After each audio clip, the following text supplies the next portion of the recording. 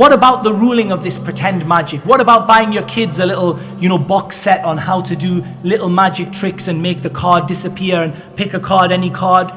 In reality, this is something without a shadow of a doubt which is very haram. Why? Because it leads to imitating the magicians. It makes somebody love magic. It makes them love magicians. It makes them encouraged towards practicing it. And at the end of the day, it shows a kind of a affinity and a kind of a love towards magicians, and it is a step towards practicing real magic. So it's not permissible for people to buy these kinds of kits.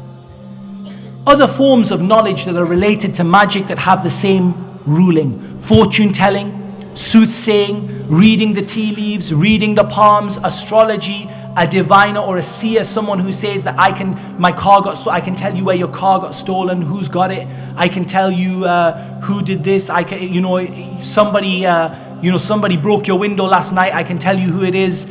People who write horoscopes and so on and so forth, all of these things together are under the ruling of magic, and everything that I've said applies to them.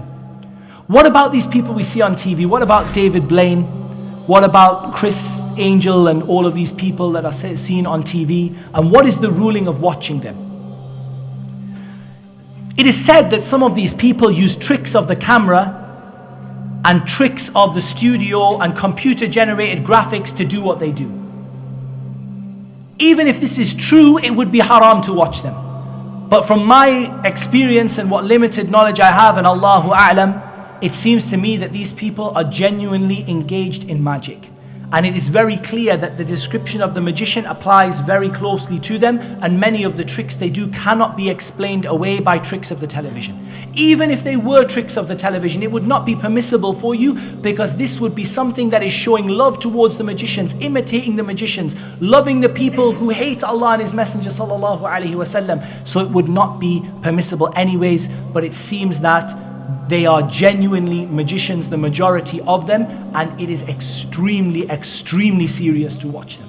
The Messenger of Allah sallallahu alaihi wasallam said, whoever goes to a fortune teller and asks a question, his salah will not be accepted for 40 days. And whoever believes in what they say has disbelieved in that which was revealed to Muhammad sallallahu alaihi wasallam. Watching a magician on TV, according to the opinion of most, if not all, of the scholars who have answered this question, watching a magician reading your horoscopes makes you from the people whose salah is not accepted for 40 days. Believing in what you read makes you a disbeliever who has left the religion of Islam. Watching someone like this on TV, your salah is not accepted for 40 days. Wallahu a'lam. Believing in their magic and the way that they do things and their power, you leave Islam. So it is a very, very, very serious thing to do.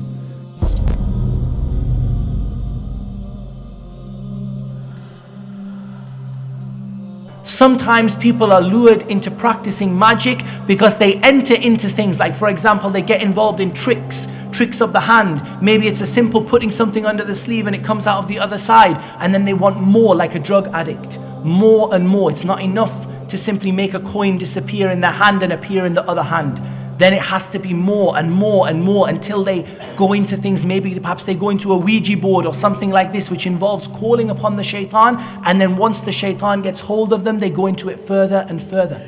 Some people are lured innocently into the practice of magic by reading books in which it says, try this is a particularly good thing, this will make your wife love you, this will make your husband love you, this will make your enemies hate you, this will destroy your enemies, write these things, say these things, do these actions.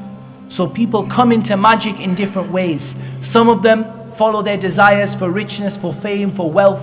Some of them are overcome by their desires for the world, like we're going to hear in a little while. Some of them are lured by tadarruj, by steps, step by step. They begin by something light, they begin by tricks, they begin by potions, and then they get into worse and worse and worse until they enter into real magic. And sometimes people find this information in books and they mistakenly believe it to be something beneficial and something good, and once they get involved in it, the shaitan gets hold of them, and once the shaitan gets hold of them, they begin to enter into real magic.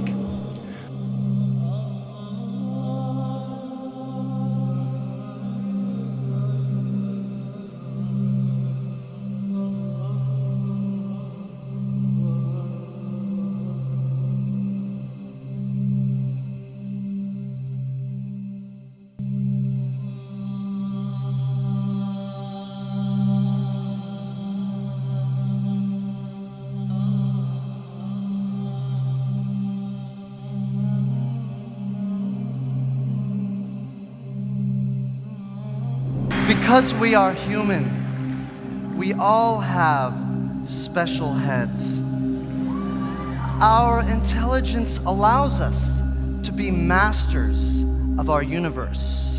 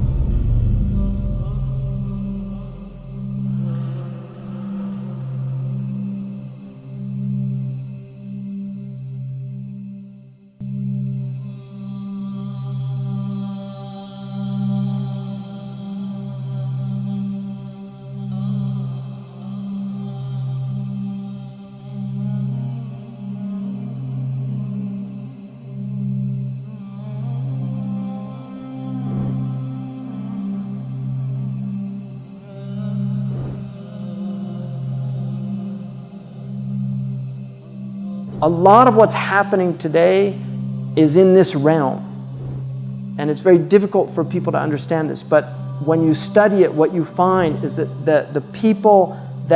a lot of the people involved in mass control are actually heavily involved in this science. And that's what you find out when you do the research. Many of the people that are involved in film, many of the people involved in music, many of the people that are involved in newscasting, they know how to manipulate the minds of people. And whether it's done with this type of magic or simply with the power of technology and the higher magic, the result is the same. You get people that are as if they're possessed. It's very strange that they place these satellites at 22,000 because those are their numbers, 11, 22, 33. They like multiples of 11 and things like this. So I don't know. I mean, we're all trying to work this thing out, aren't we? But these things are real, and jadoo, whatever you want to call it, it's real. In the last few years, it's become much clearer to me how much this is actually a force working in the world. And it makes much more sense to me now why there are so many hadiths and so many protective du'as against this stuff. You know, this is evil. And also, you know, the influences of the demons. The Prophet ﷺ, or that they should become present. You know, so the demonic realm is real. And there are people, unfortunately, that are actively involved in attempting to bring that realm into this realm. And this is where it gets very strange.